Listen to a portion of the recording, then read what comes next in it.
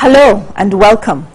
This January we are talking about the small changes you can take that will make a huge difference in your life. In previous weeks we've looked at health and money. Now, we've all had or read stories of famous people who rose above great odds to find success. Have you ever wondered what innate qualities they possessed that kept them going when most mortals would have given up? Today, we speak with several inspiring Kenyans who are pursuing their aspirations and finding success despite facing huge obstacles. I'm Carol Mandi. Karibuni, sebuleni. Our first guest quit her comfortable job in 2007 to pursue her dream of becoming a life coach.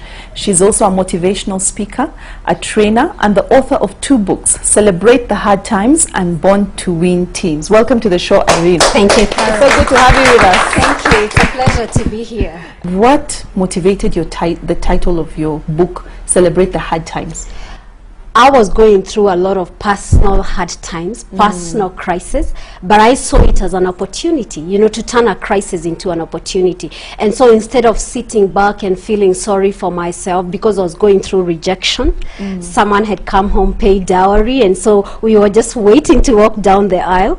And, you know, he called off the engagement last minute. I had also won a green card and was not given the visa. There was too much happening that was negative. But I looked at it and said, all these are problems that can either weigh me down or I can choose to look at this as opportunity to tell the world my story and make it a better world. Okay. Yeah. Now, Irene, you've coached so many individuals. Yeah. What would you tell us are the 3 things that perhaps hold us back from achieving the life that we desire?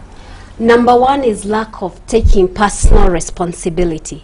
So many of us want so many things out of life, whether it's help, whether it's success in other areas, but we are waiting for somebody else, you know. So lack of initiative on our side, you know, and that's why we have a lot of people sitting back to blame the government, you know, parents, or I grew up in this background. So I'd say the number 1 reason why most people don't achieve is that they don't take a personal initiative to be responsible, to create, you know, the outcomes you want. That you want. Yeah. Right? Because I find also, you know, it's either your parents, for a lot of women, it's my husband. He won't let me do this or he won't let me be this. Yeah. It's my employer. You know, it's everybody else except ourselves. Exactly. Okay, so that's 1. Yeah. 2 others.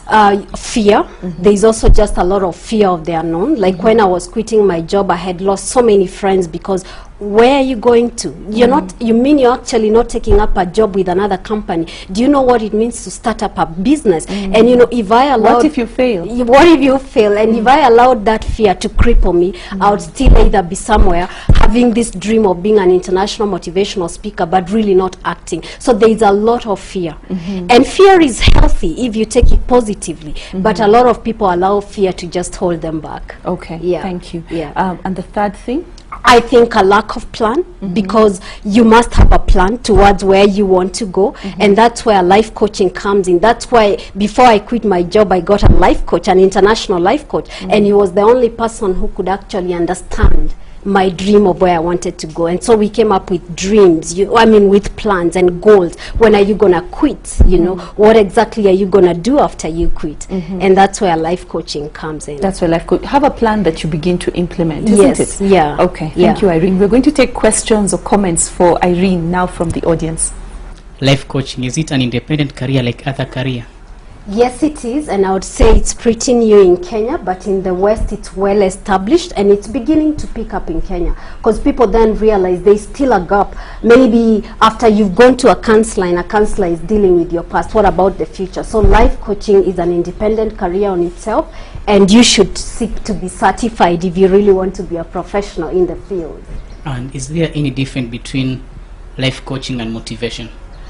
Yes, there is, because motivation, you basically are getting people enthusiastic enough, but a life coach will actually walk with you until you achieve your goal. You talked about a fear of the unknown. Yeah. How do you overcome that fear? Well, I guess you personally have to be very determined, and you've got to write your fears down and analyze them. I think that is one of the things I did. So I wrote down the fears. So what is it that if I step out of employment, what are the fears? One is that you'll be broke because you're not on a paycheck. So write down your fears and analyze them, and you realize that some of them are actually unfounded.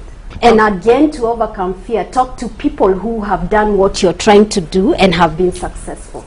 Now, Irene, final question. What perhaps can we draw from Maurice's story as the gems that we can apply in our lives?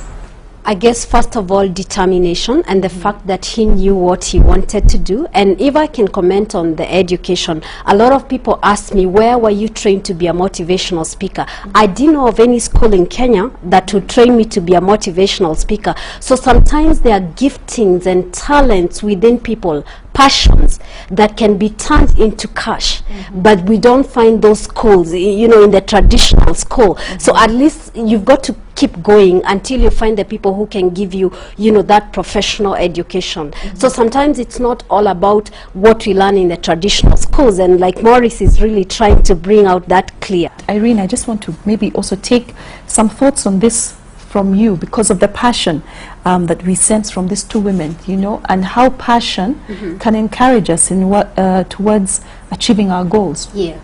Excellent. I think I'll begin by saying that passion is a two-edged sword. Passion is both what you love and also what you hate. And I love what Anna said, that she didn't just, you know, hate being poor. She hated it with a passion. And I think out there to our audiences, there are many people who are just complaining about being poor, but they really don't hate poverty with a passion. Because believe you me, the moment you hate anything with a passion, you know, you're bound to change the circumstances. So I'd encourage people to live out of passion, both what you love and also what you cannot stand. The days I used to walk from Westlands to Donholm, 18 kilometers, I hated being poor and being unable. And I believe it's that passion that has propelled me to where I am. And I can tell you, as a life coach, one of the things that people really want is financial freedom. But how many people are really passionate about coming out from poverty? Maurice gave us an example, and Anna also, that they were raised up by single parent, and so was I. But I didn't look at that as an excuse, something to lean on. You know, I was only raised up by a single parent. I met my dad at the age of 30, but I believe the passion that they have towards life, that passion is what drives people to achieve greatness. Now, Irene, your final thoughts on this topic of small steps. You don't have to wait until you have all the resources, especially finances. Sometimes there's so much we have that is free. For example, you can have a mentor who is not necessarily charging you, and speaking to that mentor is free. You can have parents, like we are saying, even if they're single parents. But the thing is, start towards the direction of your dreams. Do something. Don't just sit there and do nothing. Writing down your goals is another small step that people can take towards the bigger vision that they have. So there are many things that people can do to get started on the journeys of their passion. And keeping a positive outlook, you know. I love what Anna said, reading motivational books. Every time I hear a survey that Kenyans don't read, I really wonder, who do they interview? So buy yourself a book. It will start you on your journey to where you really want to go. Okay. Yeah. Thank you. Yeah. In our SMS question, we'd like to hear from you. So write in and tell us some of the obstacles you've had to overcome in your life. We will share the most inspiring stories in future episodes of Sebuleni. Plus, 2 SMS winners will walk away with the book Celebrate the Hard Times by Irene Mureithi and Dreams from My Father by Barack Obama.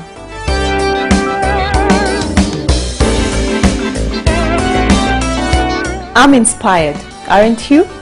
Basketball legend Michael Jordan once said, "Obstacles don't have to stop you.